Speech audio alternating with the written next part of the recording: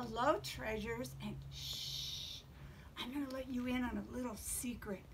Alice lost her hat, and she promised she looked everywhere in the house. It's been missing for a couple days.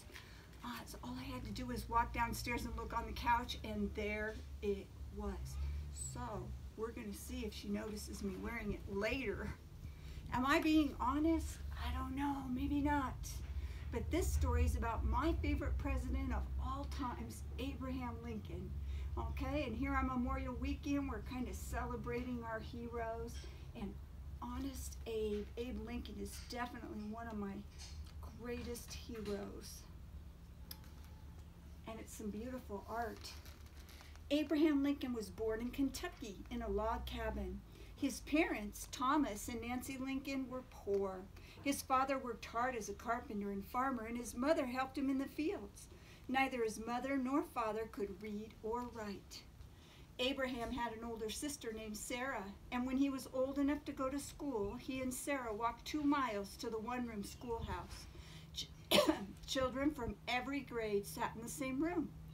All the schooling Abraham Lincoln ever had added up to 1 year. But he was eager to learn, and he taught himself.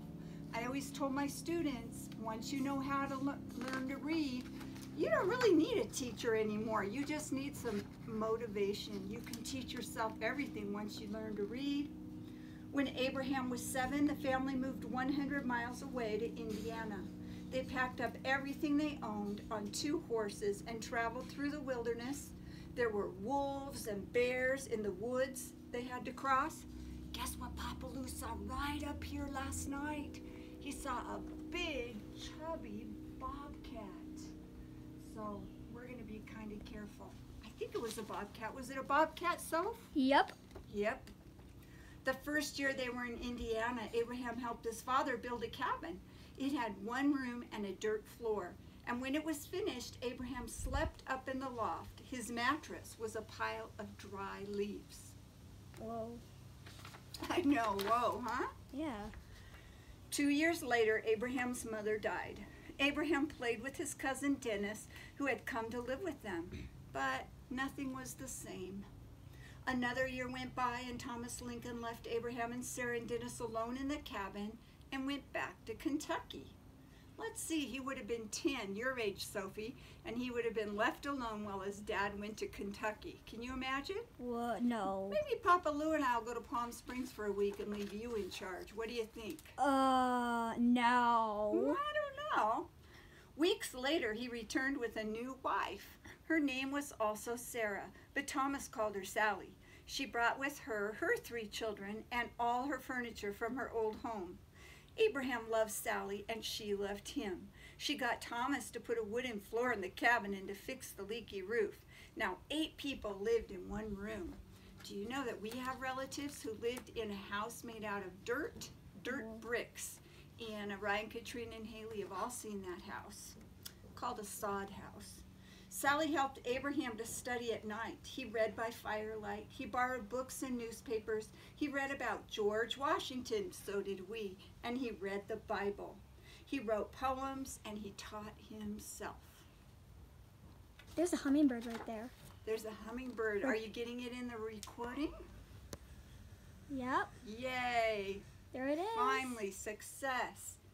Abraham was growing strong and tall, and his father hired him out to other farmers for 25 cents a day. He chopped down trees for firewood and split logs to make rail fences. He was a very good worker. Sometimes he jumped up on a tree stump and told funny stories and jokes. People loved listening to him. Abraham almost always had a book in his pocket or in his hand. He even carried a book with him when he plowed the field. He would read while his horse was resting at the end of a corn row. How's my hummingbird, Soph? It's still there. Oh, cool. We have proof that our bird sanctuary is working. Oh, yeah. When he was 19 years old, Abraham was 6 feet 4 inches tall. He weighed more than 200 pounds and was a powerful wrestler and a swift runner. Abraham worked on a flatbed boat on the Mississippi River. Flatboats carried hogs and corn to market. The boat traveled down the river to New Orleans. There, Abraham saw slaves. These black people did not get paid for the work they did. White people owned them and could sell them. Abraham thought this was wrong. Sometimes what we see changes the course or the path of our life forever, and it sure did for Abraham when he saw what was going on. Soon after Abraham got back from New Orleans, Thomas Lincoln moved his family to Illinois, and soon after that, Abraham left home. He moved to New Salem, a small town in Illinois where he worked in a store. After a while, people began to come to the store just to hear Abraham tell stories. People called him Abe, or Honest Abe. Once a woman paid him 6 1/4 too much. He walked 3 miles to find her and pay her back. Abe had many jobs in New Salem. He was postmaster, he delivered mail, and he surveyed land. What he wasn't was lazy. Abe liked visiting courthouses and hearing the lawyers' arguments. Many people came to him for advice. He decided to become a lawyer himself, even though he only had 1 year of school. He studied hard, he worked at night, and in 3 years, he became a lawyer. Abe moved to Springfield, Illinois, where he met Mary Todd. Mary was 21 years old. Abe was 30. Mary was popular. She liked dancing, she spoke French, and Abe and Mary were married. Whoa. Abe wore a tall silk hat in which he kept his bills, his notes, and his legal papers, kind of like his purse, but on his head. Sometimes when he took off his hat, the papers fell on the ground. Abe's office was in Springfield, but he also rode to small towns far out on the prairie to help decide legal cases. He made many friends. He ran for Congress and was elected. A few years later, Abe decided to run for the United States Senate. He ran against Stephen A. Douglas. Douglas believed that slavery should continue. Did you know when Uncle Ryan was looking for a school to go to, we went to the very spot where Stephen Douglas and Abraham Lincoln had their big debates, where one told the other one he was wrong and the other one told the other one he was wrong? Lincoln believed that slavery should end. Lincoln and Douglas traveled all over Illinois, debating each other. And when the people voted, Douglas won. But the debates made Lincoln famous. A debate is when you disagree with someone, and instead of yelling and screaming, you're not supposed to do that.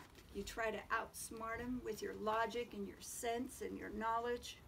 Lincoln and Douglas ran against each other again 2 years later. This time the contest was for the presidency of the United States, and Lincoln won. Abe, Mary, and their 3 sons moved into the White House in Washington, D.C.